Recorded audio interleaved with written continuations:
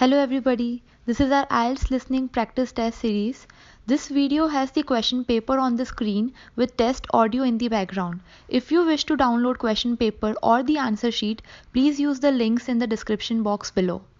Please like and subscribe for regular updates of our test series. All the best. Test 5. You will hear a number of different recordings and you will have to answer questions on what you hear. There will be time for you to read the instructions and questions, and you will have a chance to check your work.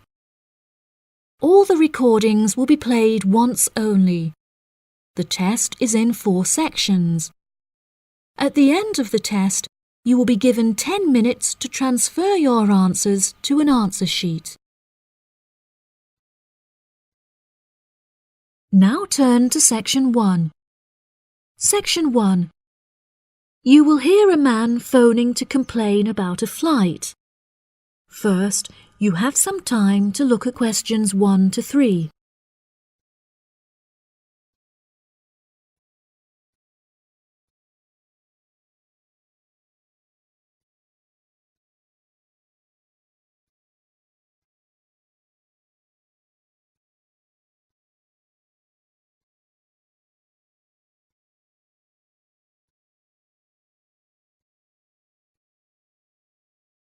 You will see that there is an example that has been done for you. On this occasion only, the conversation relating to this will be played first. Hello, you have reached the complaints department. How can I help you? Yes, hello there. I am phoning to make a complaint regarding a flight that I took with you recently. Okay. There are some details I will need to take from you first. May I have your name, please? Jack Dawson. That's D-A-W-S-O-N. The name of the man is Jack Dawson, so Dawson has been written in the space. Now we shall begin. You should answer the questions as you listen, because you will not hear the recording a second time. Listen carefully and answer questions 1 to 3. Hello, you have reached the complaints department. How can I help you? Yes, hello there. I am phoning to make a complaint regarding a flight that I took with you recently. Okay. There are some details I will need to take from you first. May I have your name, please? Jack Dawson. That's D-A-W-S-O-N. And your address? It's 33 Hillcrest Road. That's Hillcrest. 33 Hillcrest Road. Is that in Exeter? Yes. And what is the postcode of the residence? It's AL698GQ. Thank you. Do you have a telephone number? Yes, the number at my office is 754688. That's good. And may I just take a home phone number for you in case of emergencies? No problem. It's 798662. Are they both local numbers? Yes. Before you hear the rest of the conversation, you have some time to look at questions 4 to 10.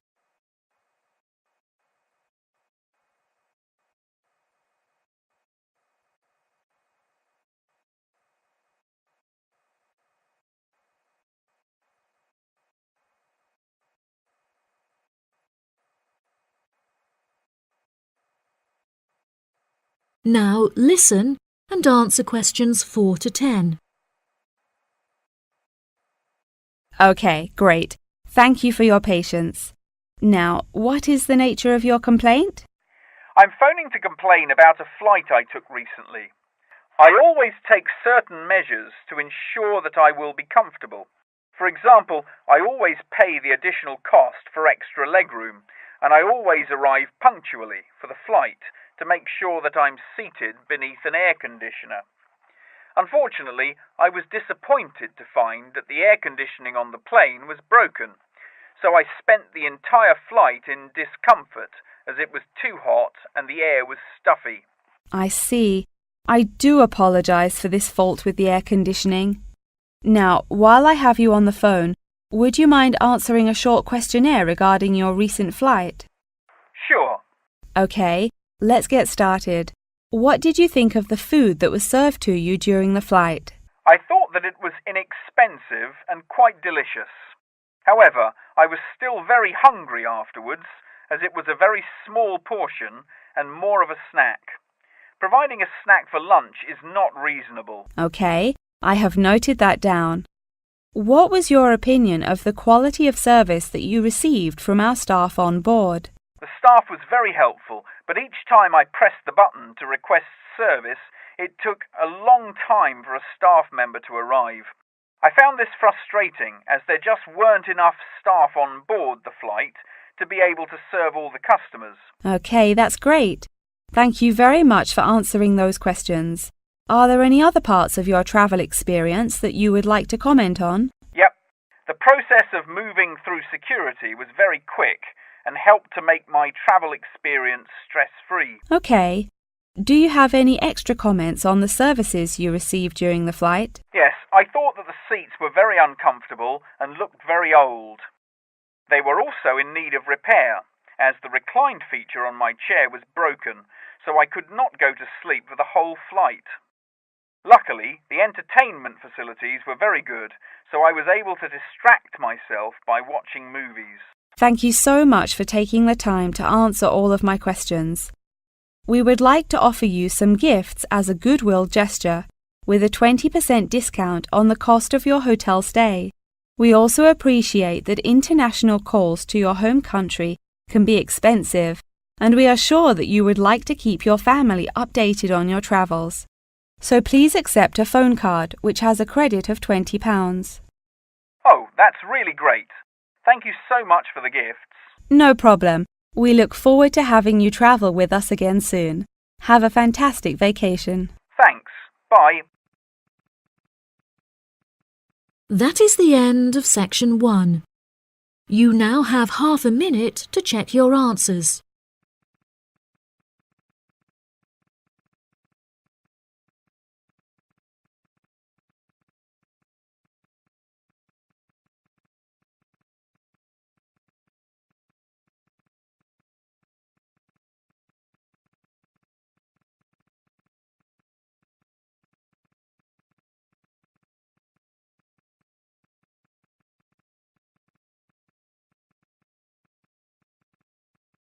Now turn to section 2. Section 2. You will hear part of a talk given by a member of staff at a car rental company. First, you have some time to look at questions 11 to 16.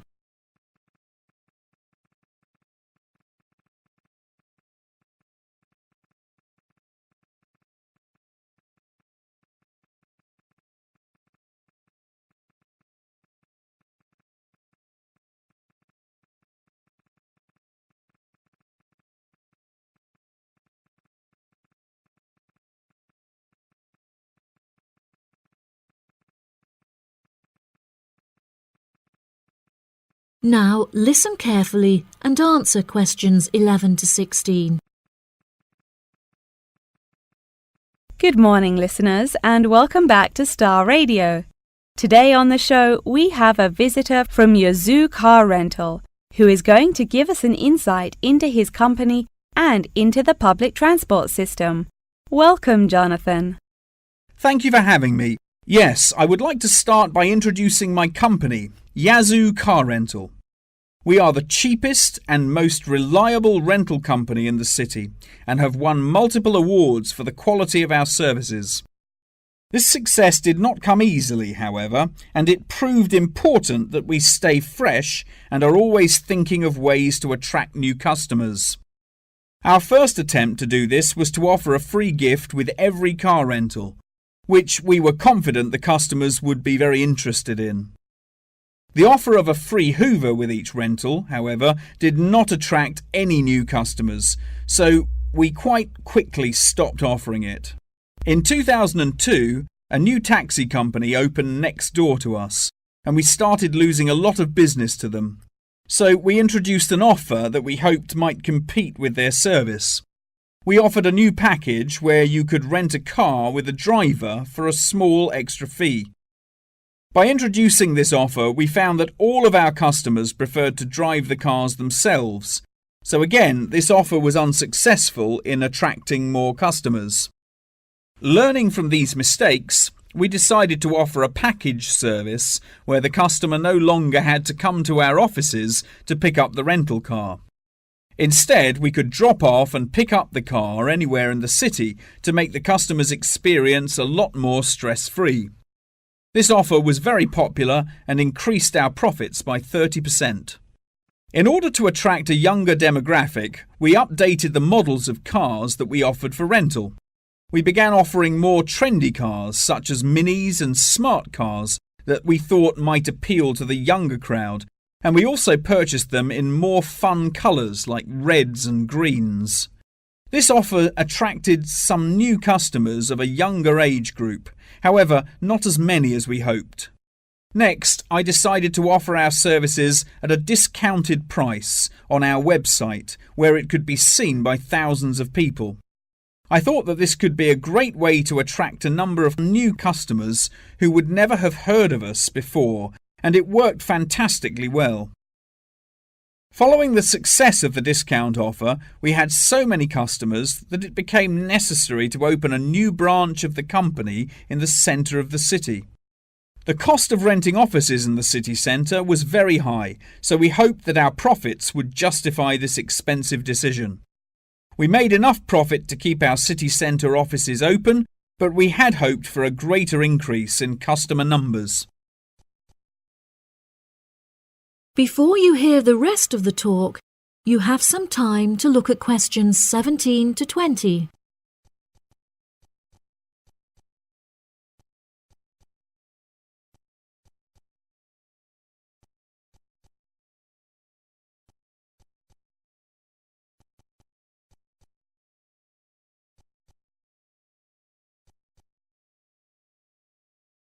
Now listen and answer questions 17 to 20. Now for the second part of my talk, which is on the topic of public transport. There are many benefits to public transport. For example, the recent introduction of bus lanes has meant that buses are now unaffected by traffic jams and are able to stay on schedule. Unfortunately, as fewer and fewer people are taking the bus nowadays, the service has become quite inefficient. This reduction in passengers may be due to the stories in the newspaper about the dangers posed to pedestrian safety by the buses. However, this is largely untrue, as buses are responsible for far less pedestrian-related accidents than cars. I use the bus service often, as car petrol is so expensive nowadays that the bus is far more affordable. However, if I am in a rush, I prefer to take a taxi, as they tend to get you to your destination very quickly, so you can remain punctual for your appointments. I also very much enjoy flying to my destinations, as the service is incredibly fast and the airports are always very easy to find. Personally, my favourite mode of transportation is the bus. Due to the lack of people using the service, I have found that the buses are never overcrowded, so there is always a seat available. They are also never dirty, as they get cleaned regularly. However, I have found that sometimes the bus can be over a half hour behind schedule, which can be very frustrating. There has been a lot of fluctuation in the price of bus tickets in the last couple of years. In the past, £1.80 for a ticket was enough to sustain the bus companies. However, as the price of fuel increased, so did the ticket prices. Now the ticket prices are declining as the bus companies try to encourage more people to use their service again. Well, that's all from me today. Thank you for listening.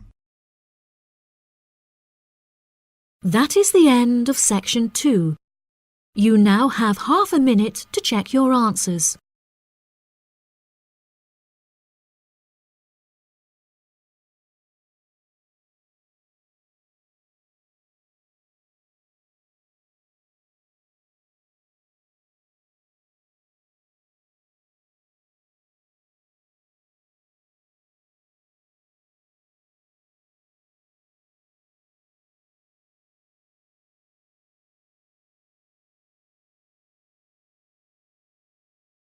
Now turn to Section 3. Section 3. You will hear a conversation between a student and her professor discussing an assignment. First, you have some time to look at questions 21 to 25.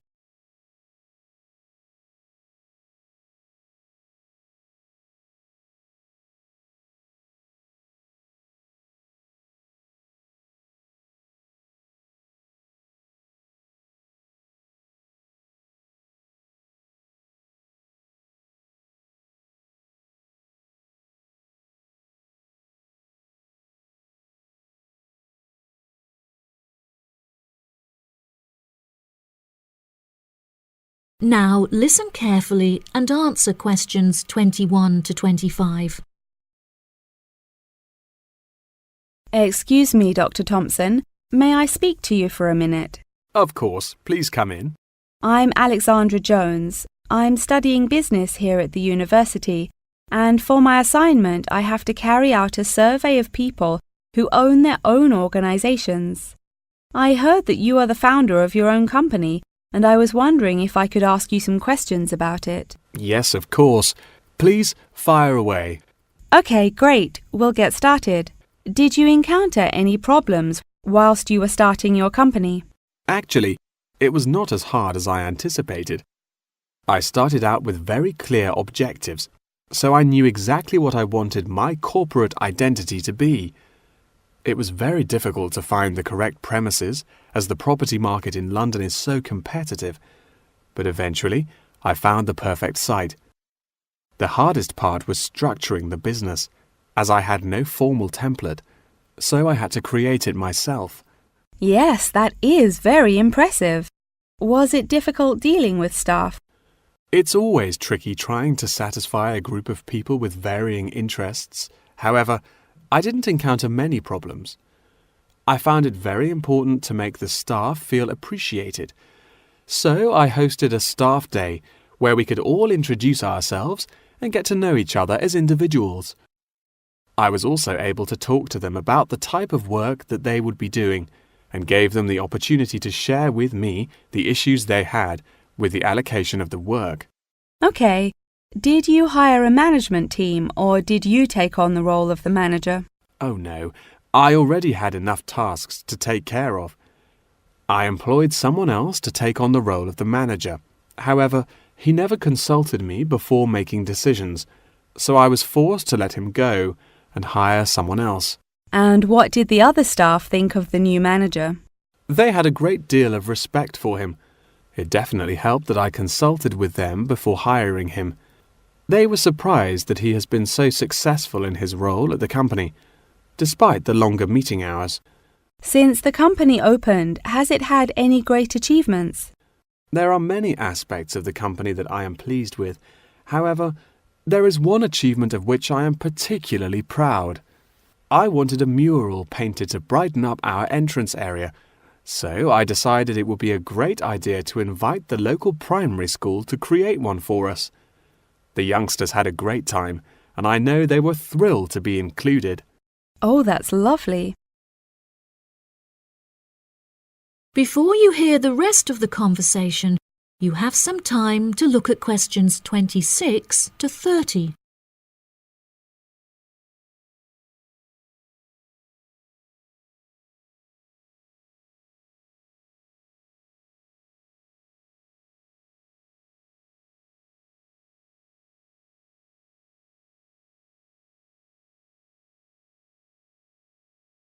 Now listen and answer questions 26 to 30.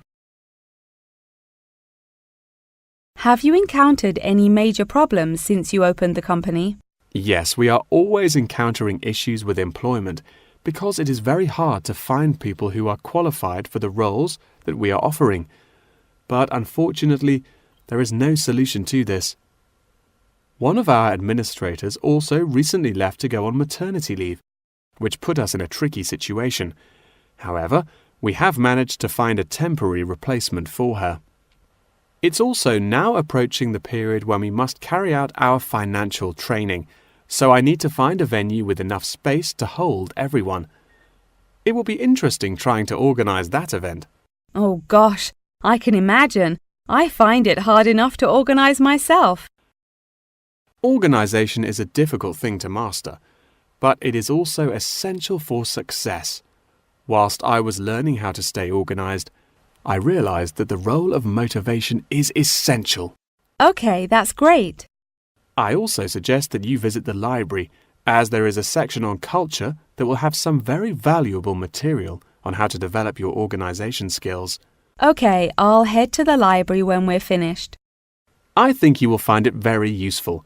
They also have a collection of documentaries on the subject of personal organisation, and I suggest that you look up the literature on management of change. I personally found these sources incredibly useful. Articles are also a valuable resource, and we have a whole collection of them in our university library. I advise that you look at Section 2, where you will find articles on the nature of volunteering. That's great. Thank you so much for your help. No problem.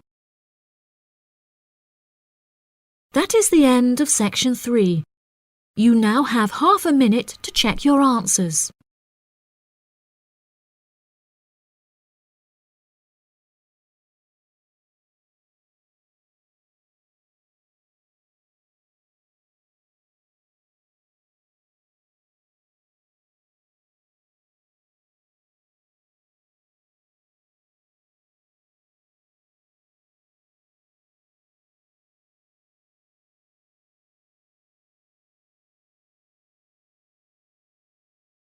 Now turn to Section 4.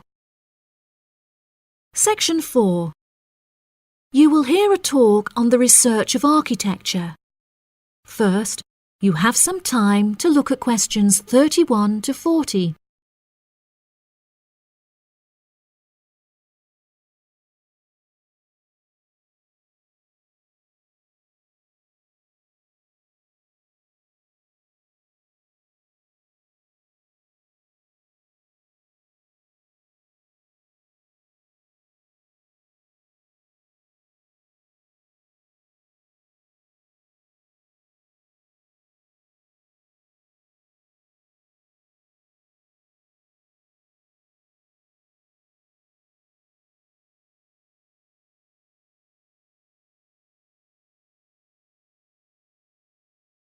Now listen carefully and answer questions 31 to 40. Welcome, class, to your very first lecture in this series on architecture, conducted by myself, Dr. Torben Dahl.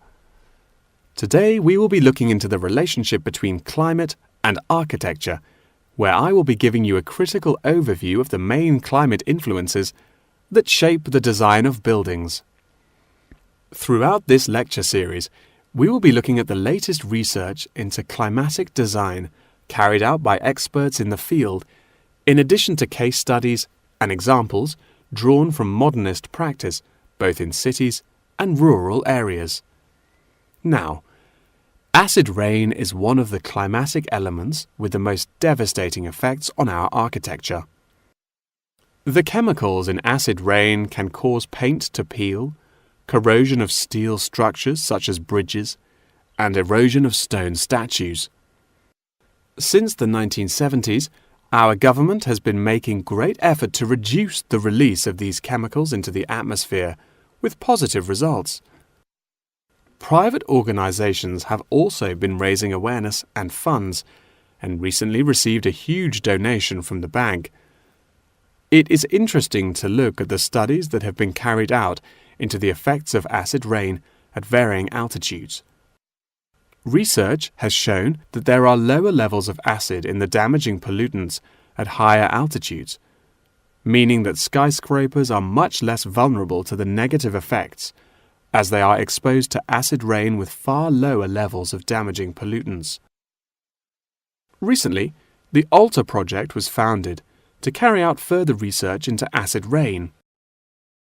This project is directed towards studying the effects of acid rain on old, traditional buildings of stone construction that are vulnerable to damage caused by acid rain.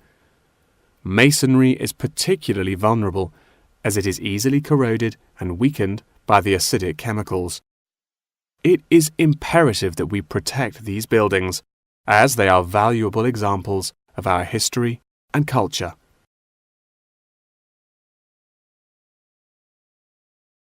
Pollution is one of the main sources of concern in the present day.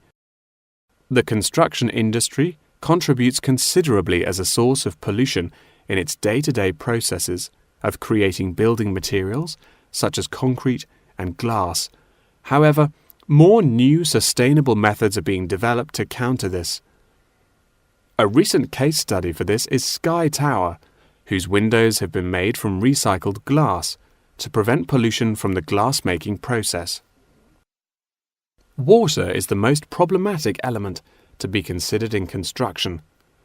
It is imperative that construction elements, such as the insulation, are fitted into the building in dry weather to prevent it from getting wet. This makes winter an undesirable season for construction, as the heavy rainfall can have adverse effects on the building. Another climate type that has an enormous effect on buildings is humidity. Constructions made of steel and stone are largely unaffected by humidity. However, it can have a serious effect on wooden constructions if the timber has not been correctly treated. Moisture from the air can condense in the grain of the wood, which then swells and shrinks in proportion to the magnitude of change in its moisture content. This variation in size can have disastrous consequences.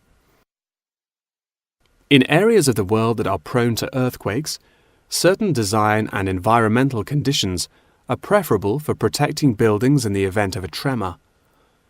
Engineers have come up with numerous building procedures to help minimize shaking in buildings. For example, tall buildings have height restrictions and counterweights, and multi-story buildings have reinforced floors and walls.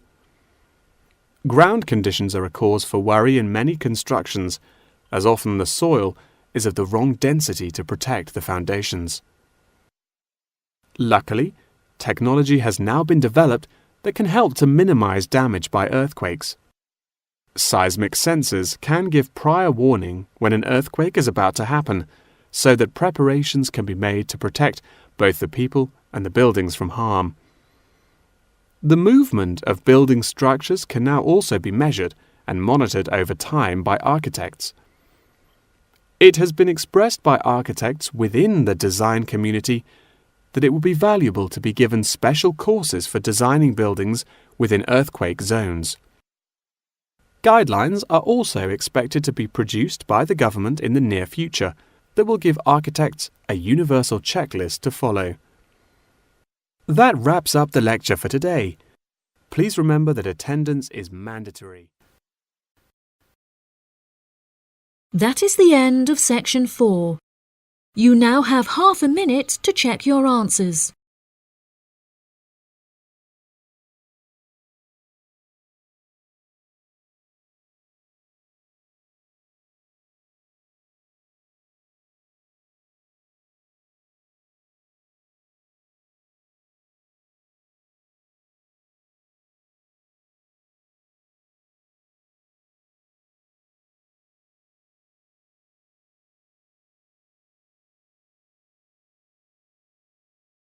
That is the end of the listening test. In the IELTS test, you will now have 10 minutes to transfer your answers to the answer sheet.